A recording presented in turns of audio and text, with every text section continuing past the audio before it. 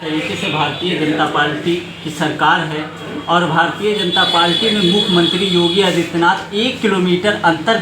के स्कूल जो बंद करवा रहे हैं, इस पर आप क्या कहेंगे? एक बात बताइए, आप क्यों उत्तर प्रदेश के मुख्यमंत्री झूठा साबित करने में लगे हो? तो अभी सदन में बोले थे कि मैं कोई स्कूल नहीं बंद करा रहा हूँ, लेकिन अब दोबारा से वही प्रक्रिया फिर जारी हो चुकी है, तो इस पर क्या कहना चाहिए? आप लोगों की जिम्मेदारी है, आप लोग चौथा स्तंभ है भारतीय संवैधानिक जो व्यवस्था है उसकी आप चौथे स्तंभ में, तो आप लोग भी मदद करिए ना हमारी। हम लोग विपक्ष के विधायक हैं, हमारी पार्टी ने हमेशा जो जनहित के मुद्दे उसको उठाने का काम किया है। हमारी पार्टी के जो नेता प्रतिपक्ष हैं माननीय माता प्रसाद पांडे जी ने जब ये मुद्दे को उठाने का काम किया तो उस टाइम भी जो उत्तर प्रदेश के मुख्यमंत्री उन्होंने कहा कि कोई भी विद्यालय बंद नहीं किया जाएगा। तो अभी आप देखिए छोटे बच्चे ये सब महिलाएं, जिस तरीके से अभी हमने देखा कि आपके वहाँ ये बच्चे, स्कूली और तमाम महिलाएं आई हुई हैं, तो इस तरीके से आप किस प्रकार इन सभी की संभव मदद कर पाएंगे? देखिए, उस सरकार से आप क्या उम्मीद करते हो जो कंपोजिट स्कूल बंद करती है और कंपोजिट शराब के ठेके को खोलने का काम कर रही है? तो बस हम यही कहेंगे आपके चैनल के माध्यम से कि जनता को आप भी समझाने का काम करिए, मैं भी समझाने का काम कर रहा हूँ और हमारी पार्टी और जितने भी हमारे संगठन के लोग कर रहे हैं कि इनकी जब ये चुनाव आता है तो आपसी भाईचारे को हिंदू मुस्लिम में बांट के किसी भी तरीके से ये बार बार सरकार बना ले रहे कहीं न कहीं, इसीलिए इनकी हिम्मत बढ़ती जा रही है और जनता के हितों में काम ना करके अपने पूंजीपति उद्योगपतियों के जो फायदे का काम कर रहे हैं। ऐसी भारतीय जनता पार्टी को सरकार को उखाड़ के फेंकने के लिए जब तक जनता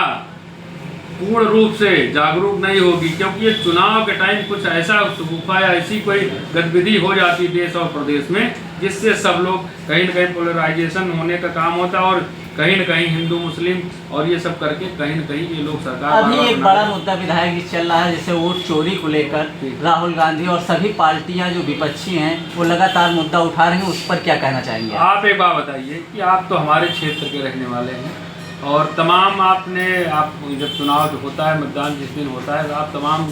बूथ पे भी हो सकता जाते हो, मैं तो जाता हूँ, तो मैं देखता हूँ कि जो हम लोगों को वोटर लिस्ट दी जाती है उसके बाद जो वहाँ पे जो रिटर्निंग अफसर होते हैं या जो मतदान केंद्र पे कर्मचारी होते हैं उनके पास कोई दूसरी वोटर लिस्ट होती है और वो जब यहाँ से हमारा जो हमारी पार्टी का या जो हमारा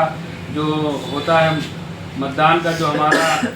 बूथ अध्यक्ष होता है, बूथ पोलिंग एजेंट होता है, वो उसके पास जो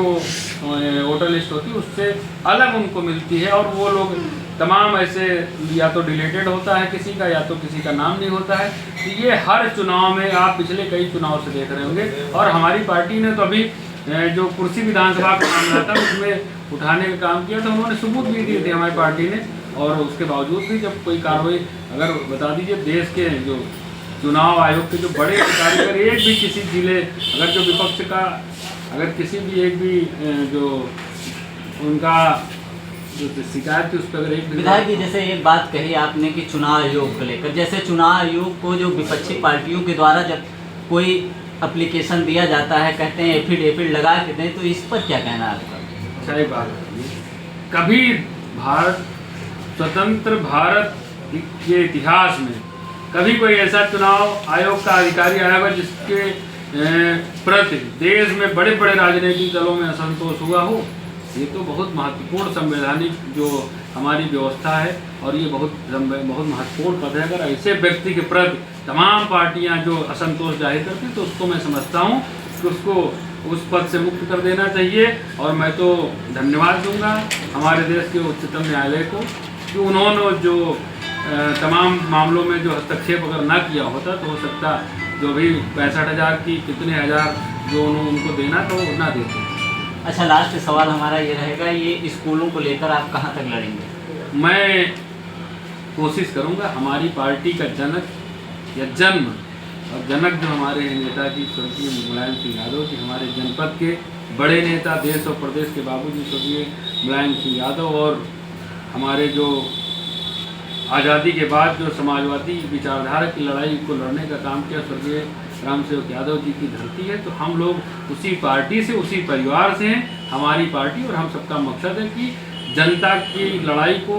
रोड से लेके विधानसभा तक, लोकसभा तक लड़ने का काम करेंगे। और उम्मीद करता हूँ जिस तरीके से लोगों ने हमसे अपेक्षा करी, उम्मीद करी, मैं उनकी जो लड़ाई उसको मैं लड़ के जीत दिलाने का काम करूँगा।